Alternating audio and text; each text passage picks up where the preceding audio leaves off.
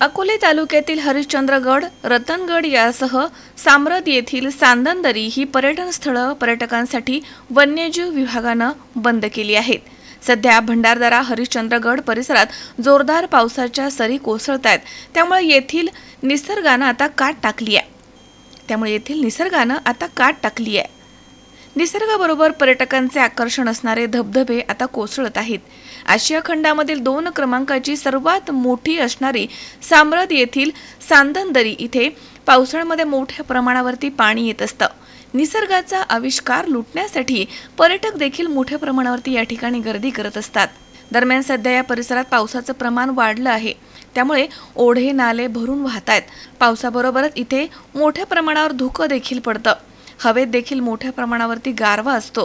पर्यटकांना त्या ठिकाणी कार्यरत असणारे गार्ड हे तोंडी सूचना देत असतात. तसे फलक देखील या ठिकाणी वन्यजीव विभागाने लावले आहेत.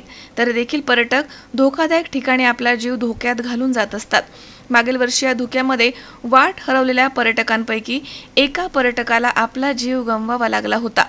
आणि अशा परिस्थितीमध्ये कुठलाही धोका होऊ नये म्हणून नाशिक वन्यजीव विभागानं ही पर्यटन स्थळं पर्यटनासाठी बंद केली आहेत, अशी माहिती कळसुबाई भंडारदरा हरिश्चंद्रगड अभयारण्य विभागाचे वनक्षेत्रपाल रुपेश गावित आणि प्रतिभा सोनवणे यांनी दिली आहे.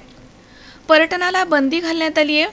कोणी या पर्यटनस्थळी जाण्याचा प्रयत्न केल्यास संबंधांवरती कारवाई करण्यात येईल, असा इशारा वन विभागानं दिला आहे. सचिन खरात, सी 24 तास, अकोले.